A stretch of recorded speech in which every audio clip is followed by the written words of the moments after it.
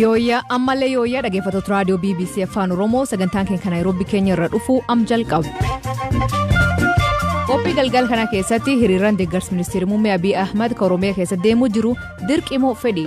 Numa suba eeggata keenyaan xiiqiidhaan kana kan fakkaatan irratti deeggarsaa baay'ee uummanni gaafataa jira uummata kana maaliif kaamtanii jechuudhaan. Obbo Jawaar Faan lagannaa nyaataatiin guddoo laafanii jedhan.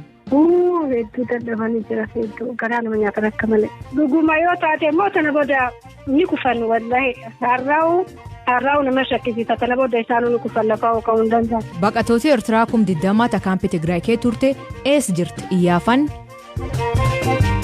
Oduu biraalee qabadee dhiyaadhaa an asli galgalooti nuu dhiyaadhaa.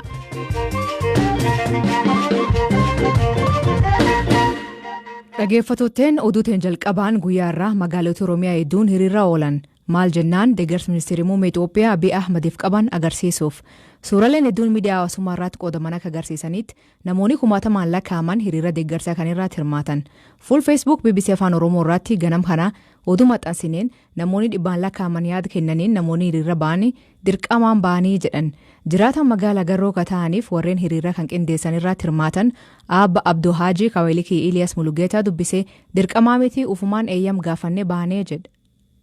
Hiriira deeggarsaa Dr. Abiy Ahmedii fi paartii badhaadhinaa deeggaruudhaaf nuula kanaan duras yeroo 2-3 bulchiinsa magaalaa Gaaroo kana gaafannee turre hiriira kana ba'uuf turre haalli tokko nu mijaa'uu didee turaa nu jedhan jarri bulchiinsaa amma guyyaa shaniin duratti immoo nama 7 isaanii bulchiinsa magaalaa Gaaroo deemnee kantiibaa biratti uummanni gaafataa jira. Waan uummanni gaafate kanaa jennee qabxii 6 tokko dhiyeessinee qabxii kana keessaa juntaa kanaan dura uummata keenya irratti balaa buusaa ture kallattii adda addaatiin juntaa kanaan barbadeessuudhaan hadda uummanni akka barbaade socho'uu danda'u irratti misooma kana amma immoo calqabame kanas immoo itti fufee cina jaraasaane uummata Itoophiyaa kana akka tokkotti qabnee wajjin cina kaanee ba'uudhaafi kana kan fakkaatan irratti deeggarsaa baay'ee uummanni gaafataa jira uummata kana maaliif kaamtanii jechuudhaan. Numa suba eeggata keenyaan xiiqiidhaan wanti argame kun injifannoo kana irratti amantummaa guutummaan gatii qabnu jechaadha. Baanee maaliif hin naasisuu maaliif hin hukkaamsitu waa'ee namni tokko yaada isaa bahee ibsuu danda'a. Inni balaaleffatullee bahee balaaleffachuu mirga isaati. Dimokiraatik raayitii isaa maaliif hukkaamama kan jedhu irratti ofii keenya gaafannee shoorsi. Ministeerri muummee Abiy Ahmad hiriira deeggarsaa kan hordofee erga dabarseen deeggarsiis waliin jiraa jedhee guutuma Oromiyaa taasifameef baay'ee sangalateeffadha ergamii addaa mootummaa uummataaf tajaajilu qofaa jedhee fuul Facebook isaa gubbaa maxxanse.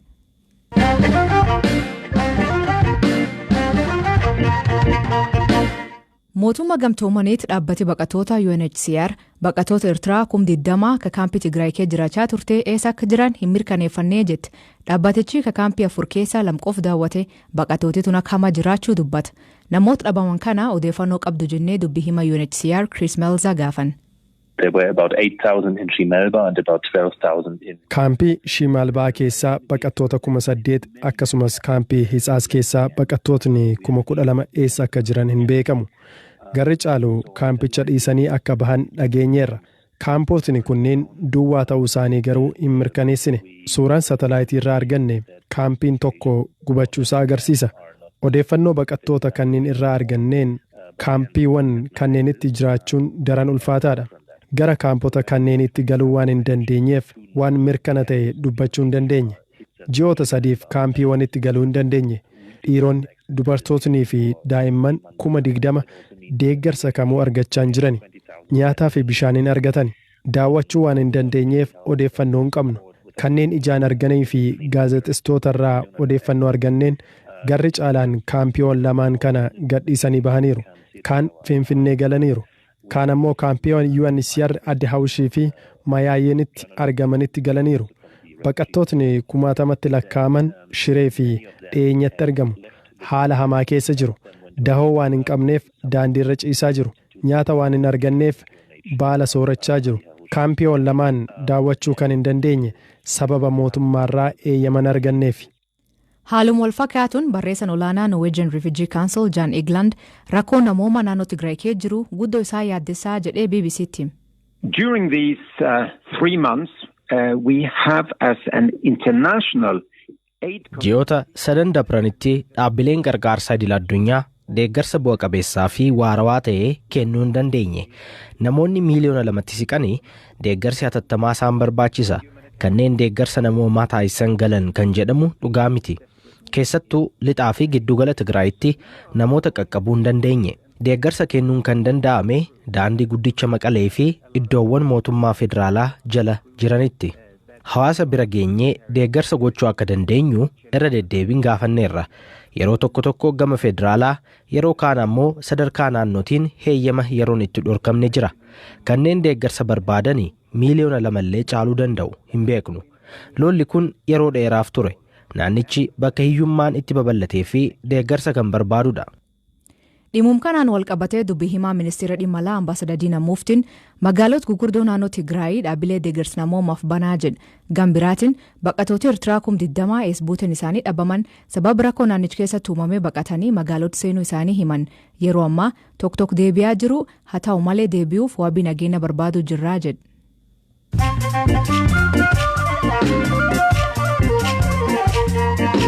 Dhaggeeffattoonni oduu gaggabaaboo addunyaa isanii dhiyeessa. Jalqabaan dargaggoo Obsaa Abdiisaa guyyaa irraa waajjira Koominikeeshinii Poolisii Oromiyaa keessatti hidhamuu BBC'tti himan.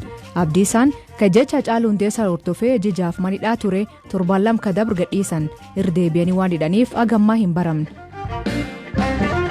Paartiileen mormitoota 3 waraana Tigraay keessa deemaa tureen namni 50 olii jeefamee jetti. Paartiileen Tigraay tuni agammaa jeequmsi deemuu jira ka jettu mootummaan Itoophiyaa beelana mijeessuu jira jetti.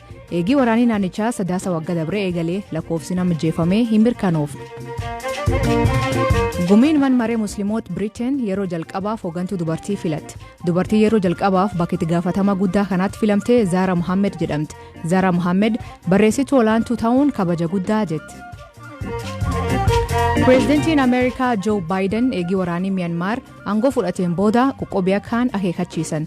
Waraanii Miyanmaar sansuchii fi hoogganoota biraa filannoo waliin dha'an jechuun to'annoo jala oolchiti. Baayiden humni waraanaa fedhii uummataa irra goruu yookiin bu'annoo filannoo amana haaquu hin qabu jedhu.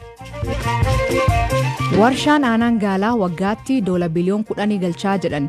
Addunyaa keessatti gaalii harka 60 ka horsiisee bulaa Afrikaa bahaa Keenya qofaa maatiin tokko BBC'n dubbiftee guyyaatti aannan lita 15,000 gurgurtii jetti.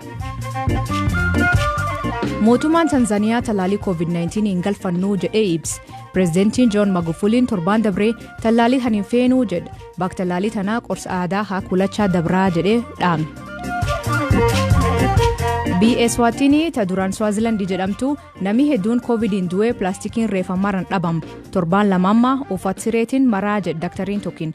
UK'n isaan gargaaruuf daktaroota 11 ergiteef. Giiniin akkamiin miseensonni mormitoota 4 man hidhaatti du'anii qorachuu qabdii jedha Amnesty International. Jarri kun hiriira referendamii waggaa dabre keessa qabanii miseensota paartii mormitoota. Amnestiin amma warri man hidhaa tureelleen gadhiifamuu qabaa jetti.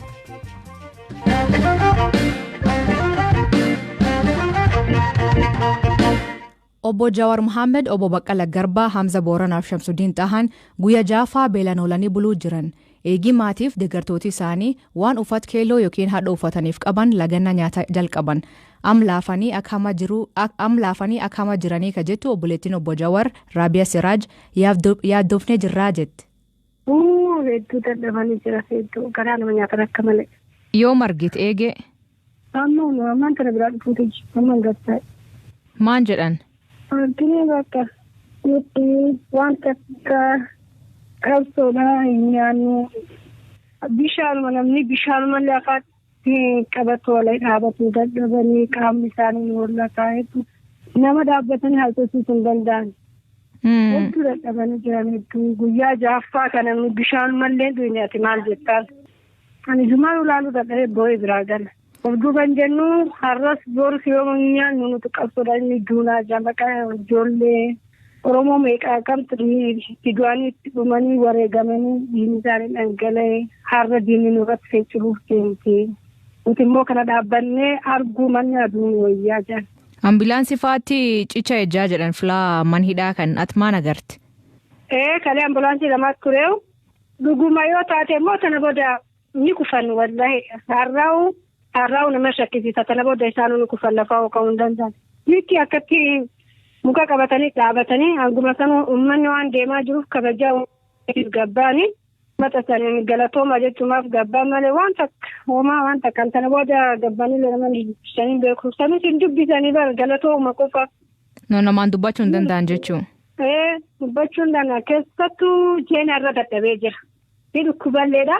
Ni dhukkuba miila fuudhuu dadhabee boo'itiin biraatee maal bakka nama ofii murteessee maal jettaa. Waan isaan hin malle hedduu wanni akkana isaan hin maltu ture. Kuna bakka qabsoodha. Qabsoo irratti jajjabeessaa malee amma nyaata jettanii yookaan dhuftanii asitti hin boo'inaa jira. Uummanni jedhee boo'aa nutti hin boo'inaa. Jajjabeessanii jedhanii maal jabaatan sana booda ta'uufitti fokkoofuuftiin. Abukaatoo isaanii tokko ta'an Abdulisa Bayyisaa gaafilee jarri kun dhiyeessan maal akka ta'ee fi dhiyeenya kana harka arganii deebi'an BBC'tti himan.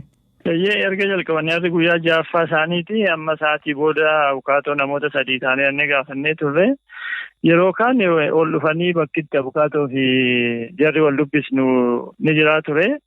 Haa ta'u malee achi dhufuu waan hin dandeenyeef gara iddoo isaanii bulaniitti keessa seenneeti dubbisne. Mana jala firaasha buufatanii mana jala ciisanii jiran firaashii irra nama arfan isaaniiyyuu lafaa ol kaanii taa'anii haasa'uu hin danda'anii achuma ciisaniiti kan nu dubbisanii sagaleen isaanii baay'ee gadi laafee jira. Fuulli isaaniis qaamni isaaniis baay'ee dadhabeeti kan jiru bakka ciisanii achuma ciisaniitu waa xiqqoo kan nutti haasa'anii sana keessa kan nuun jedhanii yoo dhukkubsannee yoo of wallaallee yoo kufne yookaan yoo gaggabne. Hakiimiin kan mootummaa akka nutti hin buune hakiimii dhuunfaa keenyaa fi mana yaalaa nuti filannetti malee mana yaalaa mootummaatii fi hakiimii mootummaa akka nutti hin buune jedhanii iyyannoo nu barreessaa jedhanii iyyannoo kana barreessinee mana mala sirreessaa sanatti kennineeti baane jechuudha. Eenyu faadha jarri kuni? Tokko Obbo Jawaar Mohammed, Obbo Baqqalaa Garbaa, Obbo Hamzaa Booranaa fi Shamsaddiin Tahaati. Iddoo biraas kaleessarraa qabanii Obbo Mikaa'el Booran yookaan Mikaa'el Baqqalee fi Kennasaa Ayyaanaas qajeelcha poolisii magaalaa Galaanitti hidhamanii jiru. Isaan namoonni kun mirga wabii eegamee fi seera ala namoota hidhamanii jiranidha. Isaanis kaleessarraa qabanii nyaata nyaannoodhanii lagannaa nyaataarra akka isaan jiran maatiin isaanii nutti himaniiru. Dhannee gaafachuu baannuyyuu isaanis lagannaa nyaataarra jiru. Dhaqxanii dubbistaniittu waan ta'eef maalidhamee gaaffiin isaanii? Tole gaaffiin isaanii qofaa jijjiirama biyya kanatti dhufe keessatti adda durummaadhaan ga'ee guddaa kan taphate qeerroof qarree Oromoo ta'ee isaanis immoo achi keessatti qooda guddaa akka fudhatanii fi adda durummaadhaan jijjiirama kana kan fidan ta'anii otoo jiranii mootummaan namoota bebbeekamoo fi hooggantoota Oromooti jedhee uummanni Oromoo akka ija isaatti ilaalu ajjeefamanii sanaa booda hooggantoonni Oromoo akka hidhaman miidiyaan Oromoo biyya keessa jiru akka cufamu taasisanii as dhiyeenya kana immoo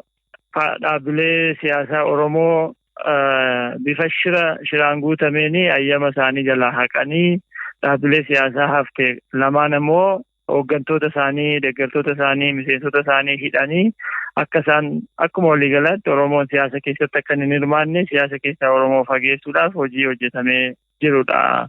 Gama biraatiin manni murtii namoota hedduu bilisaan akka isaan ba'an murtii fi ajaja erga kenneeti hanga ammaatti hin gallakkifamne.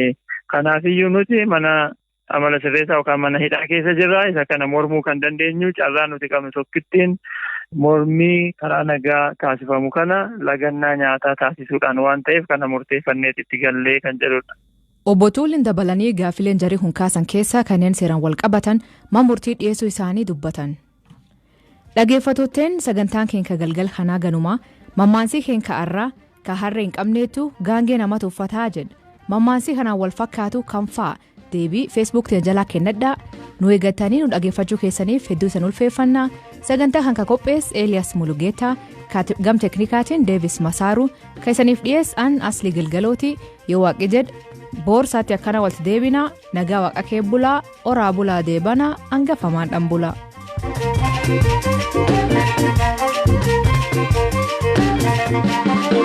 Thank you.